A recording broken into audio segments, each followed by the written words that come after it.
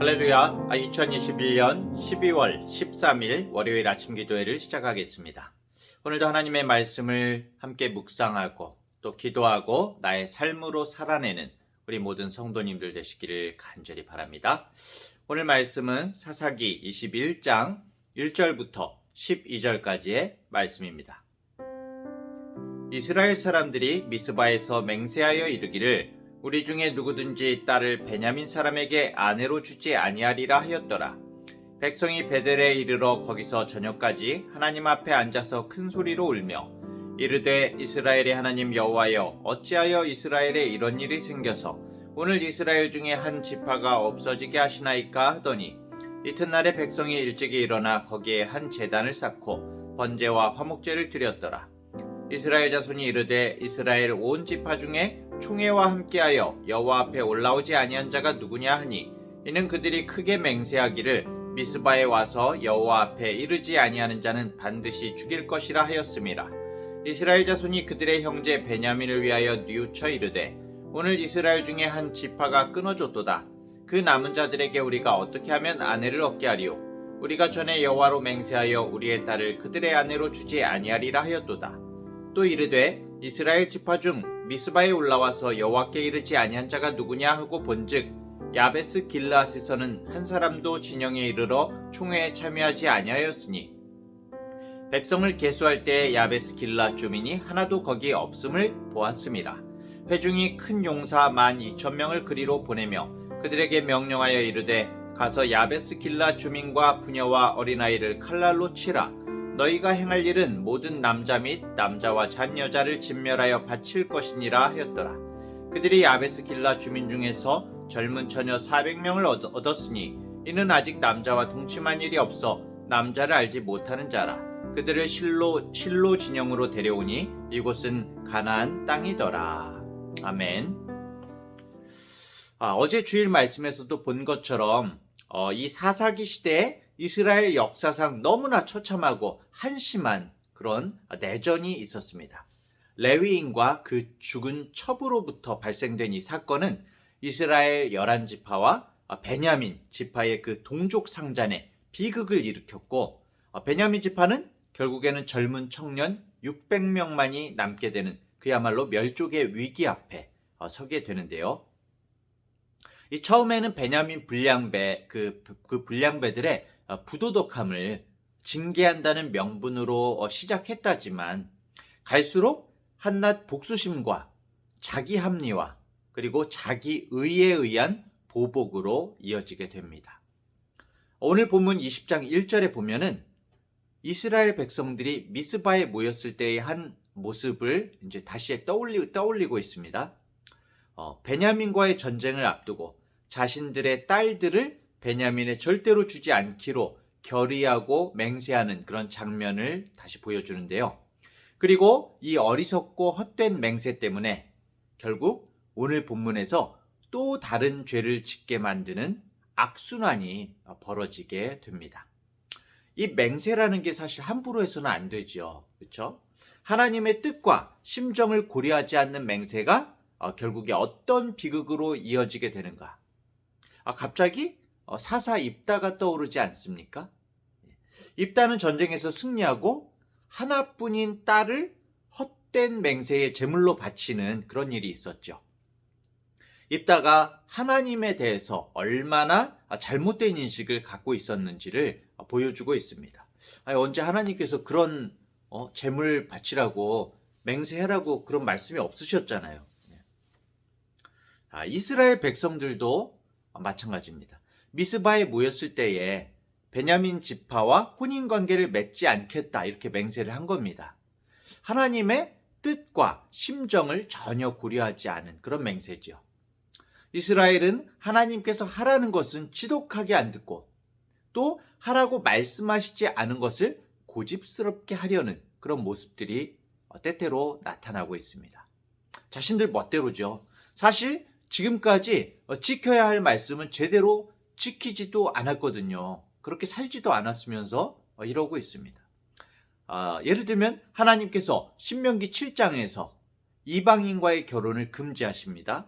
이스라엘이 잘나서가 아니라 하나님의 백성들을 이루시면서 이방인들이 섬기는 그 우상이 이스라엘에 전염되는 것을 막고자 하신 거였죠. 하지만 그 이후에 이스라엘이 어떻습니까? 어떤 모습을 보입니까? 하나님이 닫아놓으신 이방인들과의 결혼은 그냥 이렇게 암암리에 결혼을 해요. 그리고 또 어제 레위인은 어떻습니까? 거룩한 삶을 살아야 된 레위인이 첩도 가지고 자기들 멋대로 살아가면서 지금 베냐민에게는 자신의 딸을 주지 않겠다고 이렇게 결의를 한 거죠. 전혀 하나님께서 말씀하시지 않은 것을 결의를 했습니다. 시키지도 않은 맹세를 하고 결국 이스라엘 백성들이 자신의 동족인 베냐민 지파를 마치 이방인처럼 그렇게 취급을 한 것이죠. 사사기 기자가 이 기록을 통해서 보여주고자 하는 것은 더없이 극심하게 혼돈 속에 빠져있는 이스라엘의 모습을 보여주고자 하는 것입니다. 어제 본 20장에서 이스라엘이 베냐민과의 전쟁에서 승리를 했죠.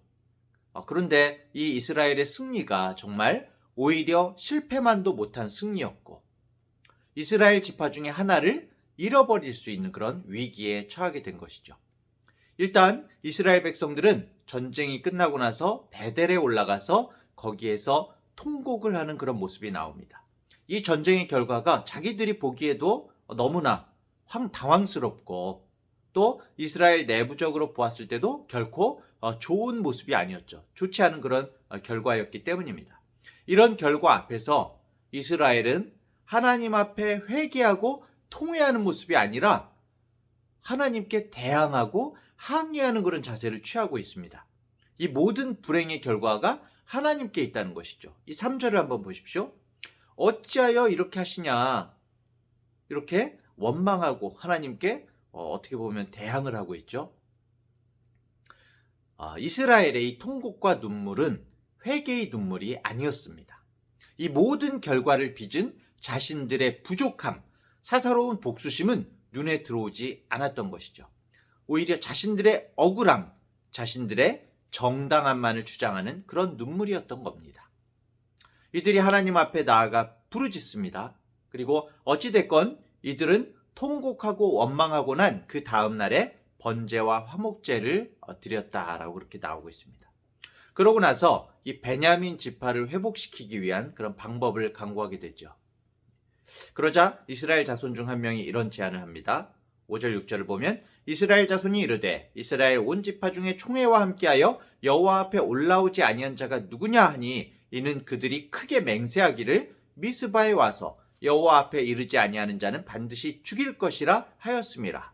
이스라엘 자손이 그들의 형제 베냐민을 위하여 뉘우쳐 이르되 오늘 이스라엘 중에 한 지파가 끊어졌도다. 이 베냐민을 복구할 생각을 하다가 이스라엘이 미스바에서 했던 또 다른 맹세가 떠오른 겁니다.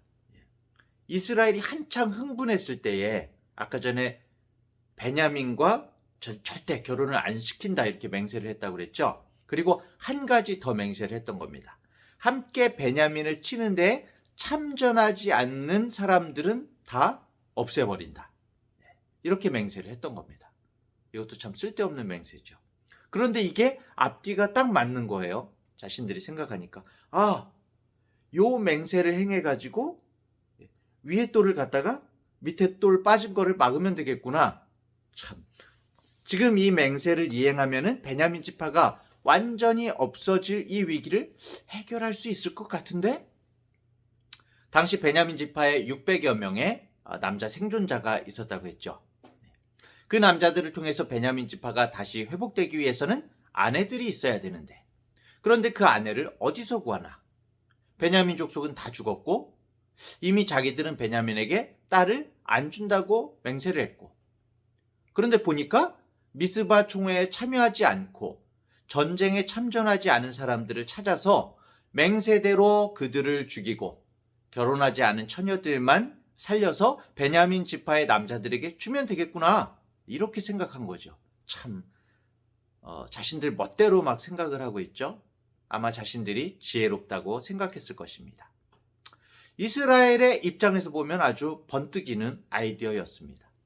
자신들의 맹세도 지키고 더불어 베냐민 지파도 살릴 수 있는 일거양득의 아이디어인 것이죠.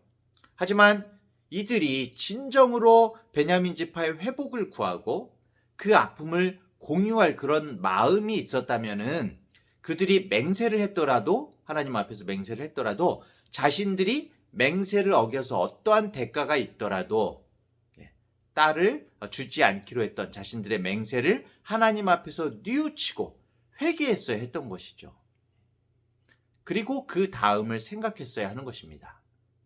먼저 하나님 앞에 회개해야죠. 그러나 정말 맹세는 지켜야 되겠고, 이들이 자신들의 안위는 계속 생각하는 것이죠. 맹세를 안 지키면 혹시 하나님께 벌 받을까봐.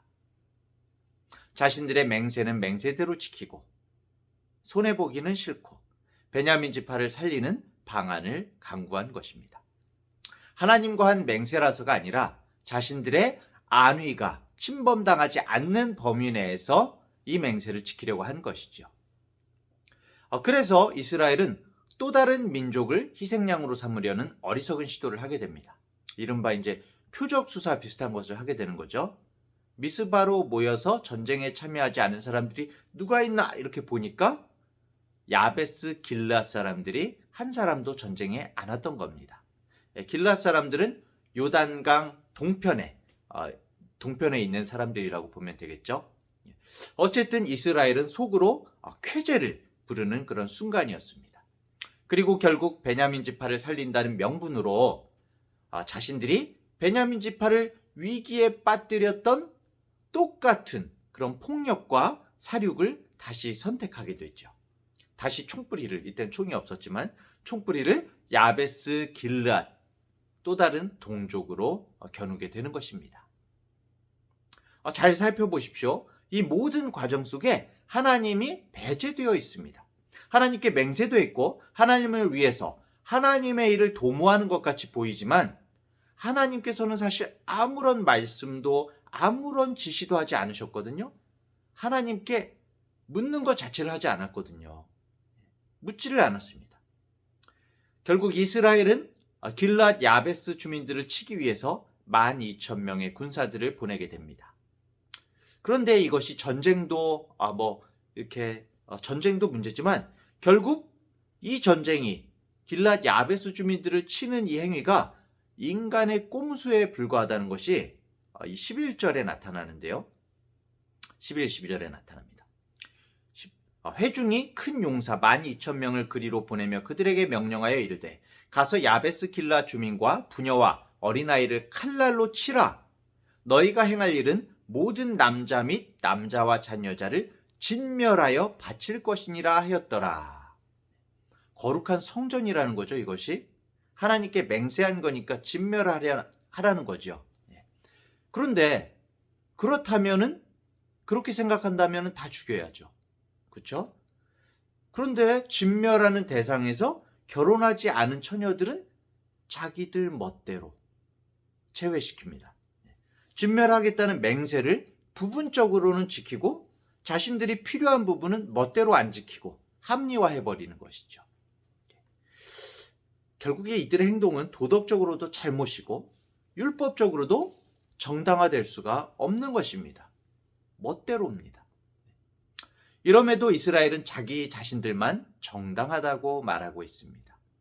이들은 이 부도덕한 사륙의 결과로 400명의 야베스 길랏 여자들을 얻게 됩니다. 이 여자들을 살아남은 600명의 베냐민 남자들에게 주려는 것이죠. 그리고 또 여자들이 모자라니까 남은 200명의 여자들을 어디서 찾을까? 또 다른 방법을 막 생각하기 시작합니다. 아무리 보고 또 봐도 이 사사기는 혼돈의 혼돈입니다. 마지막 12절을 볼까요? 그들이 야베스 길랏 주민 중에서 젊은 처녀 400명을 얻었으니 이는 아직 남자와 동침한 일이 없어 남자를 알지 못하는 자라. 그들을 실로 진영으로 데려오니 이곳은 가나안 땅이더라. 이곳은 가나안 땅이었더라. 이렇게 마치고 있습니다. 가나안 땅에서 이스라엘을 진멸하는 이야기라는 거죠. 하나님이 가나안을 진멸하라고 하셨는데 이 가나안에서 같은 이스라엘을 진멸하는 한심하고 어리석은 모습을 보여주고 있습니다. 사랑하는 대학교의 성도 여러분, 이스라엘은 자기들의 행동이 정당하다, 신앙적이라고 생각했을 것입니다. 하나님의 이름으로 맹세했고 또 하나님의 이름으로 부르짖었고 하나님의 일을 도모했다고 생각을 했습니다. 하나님의 이름을 들먹이면 자신들의 행동이 정당하다고 생각했을 것입니다. 그래서 이스라엘은 그 후로도 우상숭배, 폭력, 간음, 살인, 이 모든 허용될 수 없는 죄악들이 하나님의 이름이라는 명분으로 포장해가지고 죄악을 저지르는 그런 안타까운 모습을 계속적으로 보게 됩니다. 결국 그 포장 속에 가득 담겨 있는 내용물은 자신들의 고집, 그리고 욕망, 자신들의 소견이었던 것이죠. 우리들도 그렇습니다. 사단이 우리를 넘어뜨릴 때 누구나 눈치챌 수 있는 악으로 포장하지 않죠. 우리는 나름대로 명분을 이야기합니다. 교묘하게 선이라는 이름, 신앙이라는 이름, 하나님의 이름으로 포장된 인간의 욕망으로 사단은 우리를 유혹하죠. 또 복음 속에 있는 그 고귀한 고난과 순종이라는 가치를 빼버리게 만들고 자기 희생과 자기 부인 없는 그런 신앙생활을 하고 있음에도 불구하고 화려한 종교생활이라는 포장지로 합리화시키게 만듭니다. 우리가 하나님의 이름을 부른다고 해서 하나님의 뜻대로 살고 있지는 않을 수도 있는 것이죠. 우리가 날마다 정말 인식하고 바라보아야 할 것은 내가 나를 볼 때 정당한 게 아니라 하나님께서 나를 보시기에 정당한가를 살펴야 하는 것입니다. 하나님 보시기에 정당하고 옳은 모습, 모든 판단은 바로 하나님의 결정에 달려있기 때문이죠.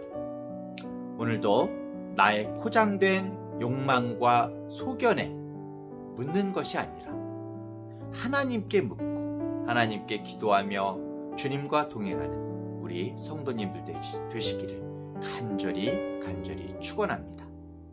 기도하겠습니다.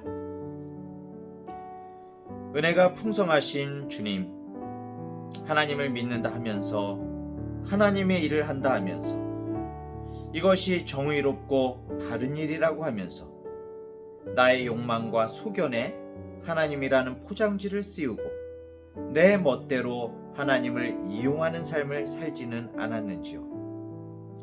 하나님의 영광을 위해 산다고 하면서도 나의 명분과 자존심과 이익을 위한 삶을 살지는 않았는지요. 주님, 이제는 내가 사는 것이 아니요 주님께서 내 안에 사심을 깨닫게 하여 주시옵소서. 나의 마음의 왕좌에 주님을 모시고 오늘도 주님께 묻고 주님과 대화하며 하나님의 말씀을 쫓아 주님과 동행하는 하루가 되게 하여 주시옵소서. 하나님이 기뻐하시는 그 가운데 내가 있기를 원합니다. 감사드리며 예수님의 이름으로 기도합니다. 아멘.